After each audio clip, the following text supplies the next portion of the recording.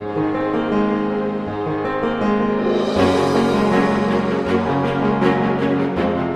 फिर ग्रहण करो परमेश्वर की सामर्थ को, परमेश्वर के वचन को, और जो इस वर्ड को विश्वास के साथ रिसीव करेंगे। मैं कहना चाहता हूं, जो विश्वास के साथ इस वर्ड को रिसीव करेंगे, जो समझेंगे सुनेंगे इस वर्ड को जो मैं बोलने वाला हूं और रिसीव करेंगे, वो जोर से बोलेंगे आमीन। तुम्हारा शोक, तुम्हारा दुख, तुम्हारा दर्द यीशु मसीह के नाम से, तुम्हारे आंसू, तुम्हारा उदास चेहरा आज ही परमेश्वर की सामर्थ से आनंद में बदलने वाला है। परमेश्वर तुम्हें आनंद से भरने वाला है। मेरा परमेश्वर, उसने तेरी परिस्थितियों पर जय पाई है और उसने तुम्हें जयवंत किया है।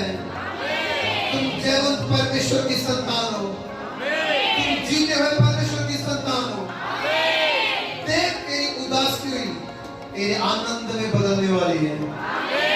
तेरा नुकसान तेरे लाभ और फायदे में चेंज होने वाला है यीशु मसीह के नाम से। ये वचन मेरे लिए था। बोलो, मेरी उदासी चेंज होने वाली है। बोलो, मेरा दुख जाने वाला है। बोलो, मेरी समस्या जाने वाली है। मेरी समस्या, मेरा दुख, मेरा दर्द यीशु के नाम से आनंद में बदलने वाला है। आमीन। Praise the Lord. परमेश्वर के बेटे और बेटियां जितने भी आज प्रभु के भवन में हैं, मैं आप सभी का प्रभु की पवित्र हुजूरी में स्वागत करता हूं। हालेलुया। जोर से बोलो हालेलुया। अपने हाथों को उठाकर बोलो हालेलुया। अपने हाथों को हिलाकर बोलो हालेलुया। खुशी से बोलो हालेलुया। बोलो होसना, होसना, होसना। बोलो परमेश्वर की महिमा हो। बोलो परमेश्वर की महिमा हो। बोलो धन्य है वे जो प्रभु के नाम से आते हैं। बोलो धन्य है वे जो प्रभु के नाम से आते हैं। अपने हाथों को उठाओ, हिलाते हुए बोलो होसना। अपने हाथों को उठाओ और बोलो होसना।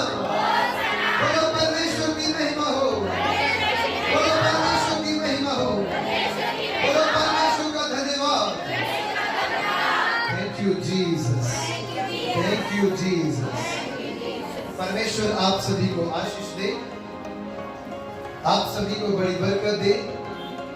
आइए जल्दी से हम प्रभु के पवित्र पाक वचन में से प्रभु के कलाम को पढ़ेंगे और परमेश्वर का वचन हमारे लिए है। मेरे साथ लेके यूहन्ना रचित सुसमाचार निकालिए। यूहन्ना रचित सुसमाचार उसका 12 अध्याय 12 वचन से पढ़े, जिसको मिल जाए हिंदी में। दूसरे दिन बहुत से लोग जो पर्व में आए थे, त्योहार में आए थे, और ये कौन सा त्योहार था? फसह का। कौन सा? फसह का मतलब कटनी का दिन। कौन सा दिन? फसल की कटनी का दिन। और उसका एक पर्व मनाया जाता था, उसका एक त्योहार होता था। हमारे इंडिया में एक त्योहार है बैसाखी का, मनाते हैं ना। ये कौन सा त्योहार? ये ऐसे यहूदी लोग कटनी के समय, इजरायली लोग कटनी के समय एक त्योहार मनाते थे जिसे कहते थे फसह का पर्व। हालेलुया। और बहुत सारे लोगों ने ये सुना कि यीशु यरूशलेम में आ रहा है। उन्होंने खजूर की डालियां ली और यीशु से भेंट करने के लिए निकले, यीशु से मिलने के लिए निकले और पुकारने लगे, होसना, धन्य है इस्राएल का राजा और जो प्रभु के नाम से आता है।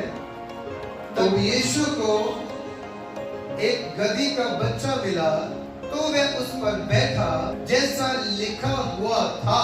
भविष्यवक्ता ने पहले से, हे सिय्योन की बेटी, यकरिया नबी की किताब उसका 9 अध्याय उसके 9 वचन में ये भविष्यवाणी पहले से लिखी हुई थी। हे सिय्योन की बेटी मतलब प्रभु की चुनी हुई प्रजा, स्वर्ग के लिए चुने हुए लोग, मतलब स्वर्ग के लिए चुने हुए लोग, परमेश्वर की खास प्रजा, उसे कहा गया है सिय्योन। Hallelujah, hallelujah. हे सिय्योन की बेटी, मत डर, देख तेरा राजा वो गधे के बच्चे पर चढ़ा हुआ बैठा हुआ चला आता है। उसके चेले, जैसे अब मैं ये वचन पढ़ रहा हूँ, सुना रहा हूँ, भाई पढ़ रहे हैं, आप समझ नहीं पा रहे कि यीशु को क्या जरूरत पड़ी कि वो एक गधे के बच्चे के ऊपर बैठकर सवार होकर आए। आपको समझ में नहीं आ रहा अभी।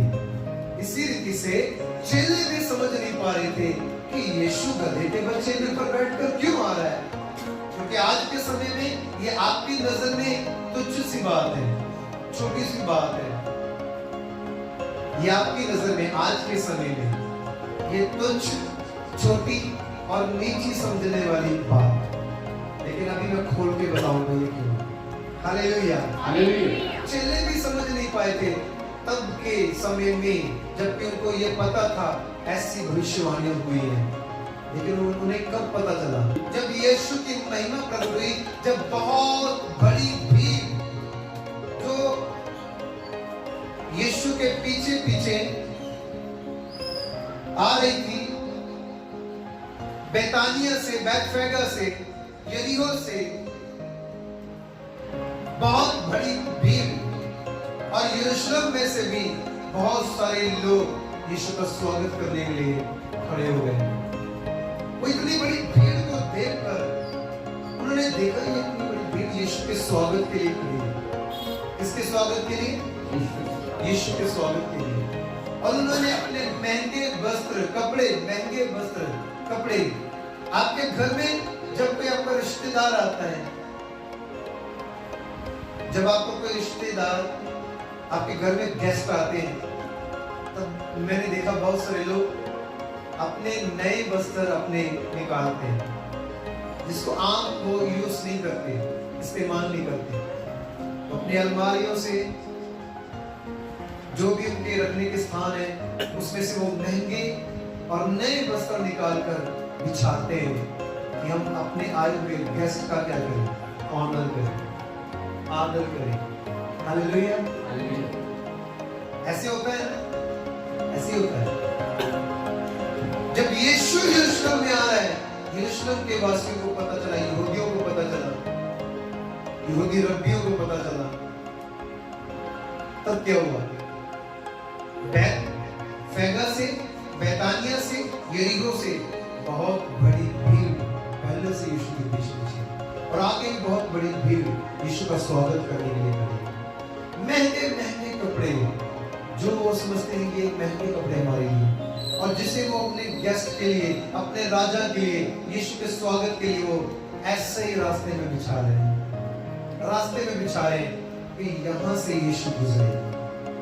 Hallelujah, hallelujah.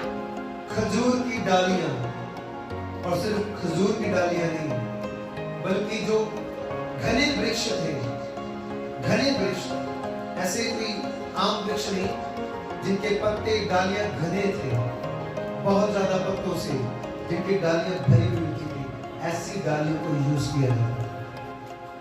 और ओल्ड टेस्टामेंट में लेवी व्यवस्था की पुस्तक में लिखा 23 अध्याय में, झोंपड़ियों का जब पर्व आता था तब भी खजूर की डालियां और घने वृक्षों की डालियां यूज की जाती। Hallelujah, hallelujah, hallelujah. अब मैं आपको थोड़ा सा इसे ब्रीफ करता हूं, थोड़ा सा आपको मैं क्लियर करता हूं। यीशु का ये शाही दाखिला यरूशलेम में एक विजय प्रवेश, एक जयवंत प्रवेश यरूशलेम में, जबकि वहां के जो धर्म के ठेकेदार थे वो यीशु के विरोध में, वो यीशु को मारना चाहते थे, मार डालना चाहते थे।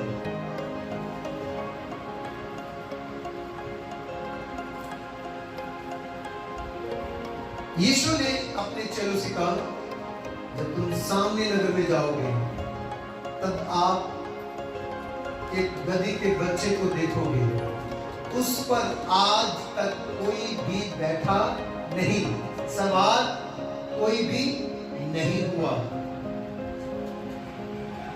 और तुम उसे खोलकर मेरे लिए लेकर आओ। अगर तुम्हें कोई रोके तो तुमने कहना है कि प्रभु को इसकी जरूरत है, प्रभु को इसकी जरूरत है। और ऐसे ही हुआ, चले गए, उन्होंने देखा सच में गधी का बच्चा बंधा हुआ, उन्होंने खोला तो एक व्यक्ति आया, ये तुम क्या कर रहे हो? उन्होंने कहा प्रभु को इसकी जरूरत है। उसने कुछ नहीं कहा, ले गए। यीशु उस गधी के बच्चे के ऊपर, जो गधी का बच्चा उसके ऊपर बैठा, जिसके ऊपर आज तक कोई नहीं बैठा था। इसका मतलब क्या है? सुनो, उस समय में जब कोई राजा या कोई दूसरे जगह से हम किसी किंगडम में, किसी राज्य में प्रवेश करते हैं, सुनो, परमेश्वर के राज्य में आप कैसे प्रवेश करोगे? यरूशलेम में प्रवेश करने के बारे में मैं बताऊंगा, लेकिन परमेश्वर के राज्य में आप कैसे प्रवेश करोगे? उसके किंगडम में आप कैसे प्रवेश करोगे?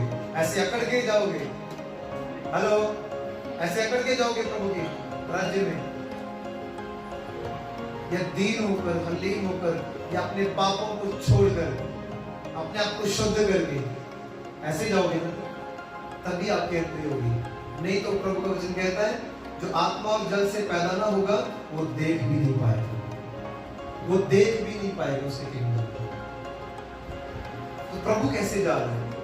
प्रभु जाना चाहता तो जा सकता था, रथों के जरिए जा सकता था, घोड़ों के जरिए जा सकता था, किसी भी जरिए से जा सकता था, लेकिन प्रभु ने इन चीजों का चुनाव नहीं किया।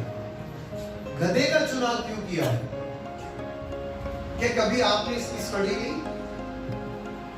क्या कभी आपने सीखा ऐसा क्यों?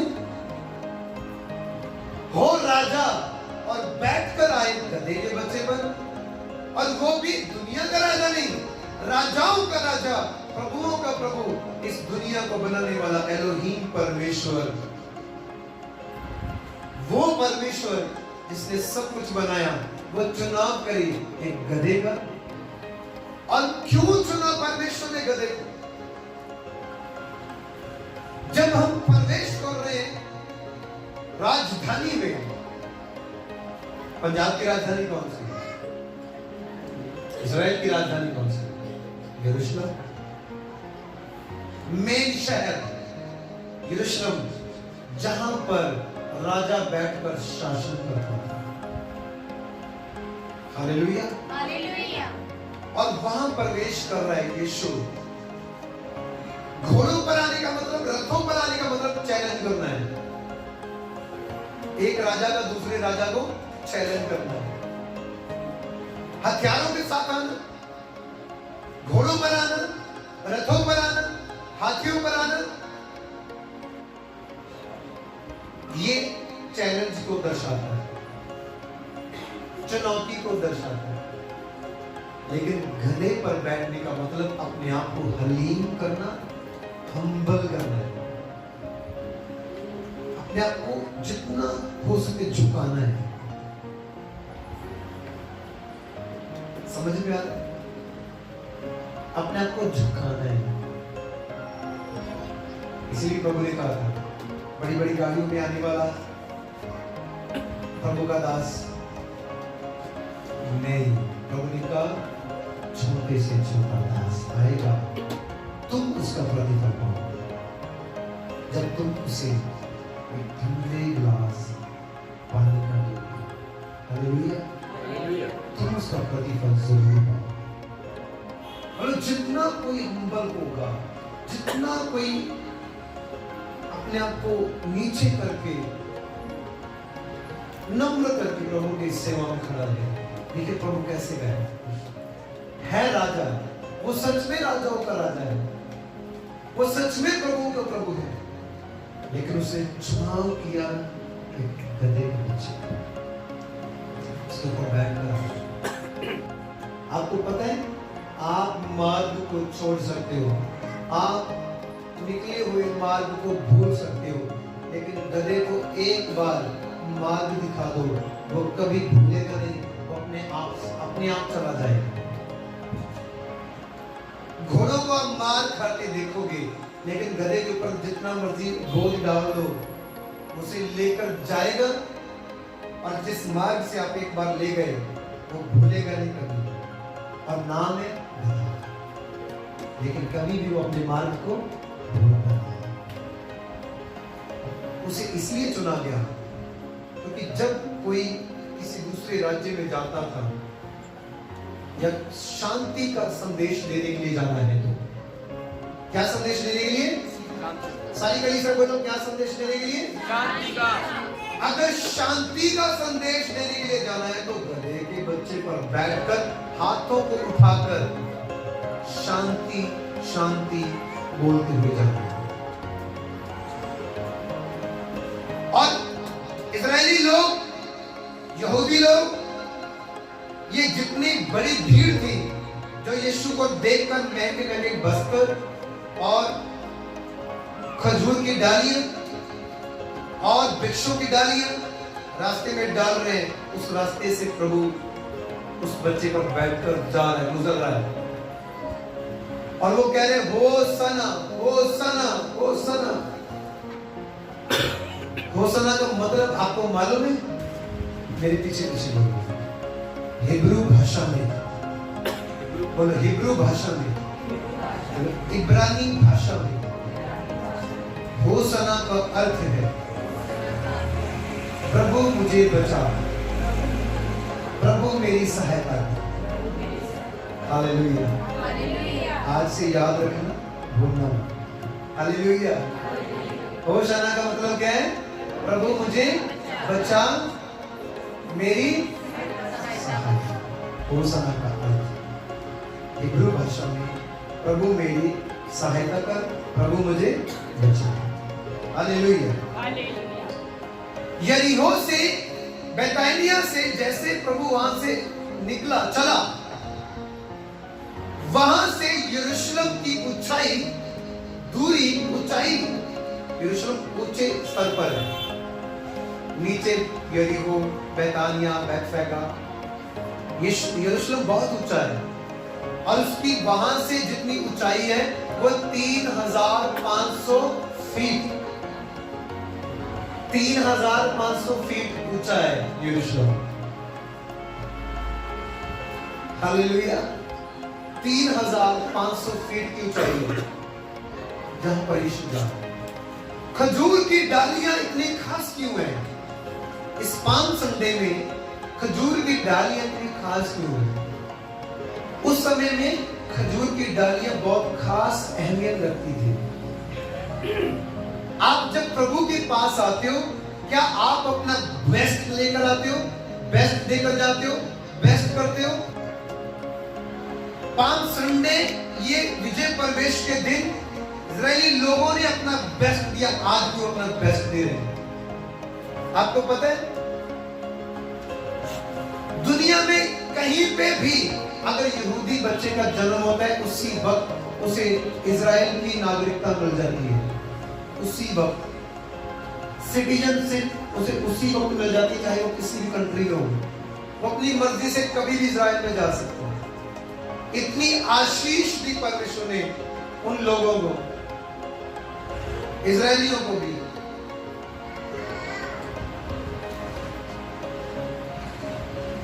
एक भी व्यक्ति आपको किसी की नौकरी करता हुआ नहीं मिलेगा,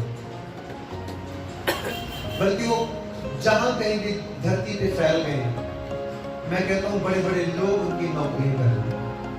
क्यों? क्योंकि उन्होंने अपनी लाइफ में बेस्ट देना कभी नहीं छोड़ा, अपना बेस्ट करना कभी नहीं छोड़ा। मैं तो कहता हूं आप अपने टाइम का बेस्ट दे दो, वो बड़ी बात है। चर्च में आप अपना बेस्ट दो, टाइम से चर्च में आना शुरू कर दो। आप इसी में जान लेंगे कि आपके कामों में, आपकी लाइफ में परमेश्वर का अद्भुत काम होना शुरू हो चुका है। उनके पास महंगे वस्त्र थे, उन्होंने वो बिछा दिए। खजूर की डाली तोड़ना आसान नहीं है, बहुत ऊंचाई पर होती है। हाँ, तो उन लोगों ने खजूर की डालियां तोड़ी और प्रभु की मार्ग में आपको पता है अरब कंट्री में, इजराइल भी अरब कंट्री में आता है, अरब कंट्री में सबसे ज्यादा बहुमूल्य है खजूर का वृक्ष। कौन सा वृक्ष? बंदा मार दिया, खजूर का वृक्ष तोड़ लिया, एक बराबर सेम सजा मिलेगी।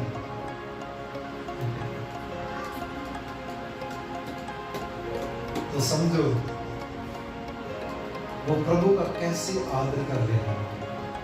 मतलब वो अपने देश के राष्ट्रीय जो उनके राष्ट्र में एक बहुत ही ज्यादा संभाले जाने वाला और आदर और जिसको वो एक चिन्ह के रूप में इस्तेमाल करते हैं, खजूर के वृक्ष को उन्होंने तार-तार कर दिया। सारे यरूशलेम के, मैं कहता हूँ, वृक्षों को उन्होंने बिखेर के रख दिया होगा। किसके लिए? प्रभु के लिए। हालेलुया। क्योंकि मेरे परमेश्वर ने एक भी बूंद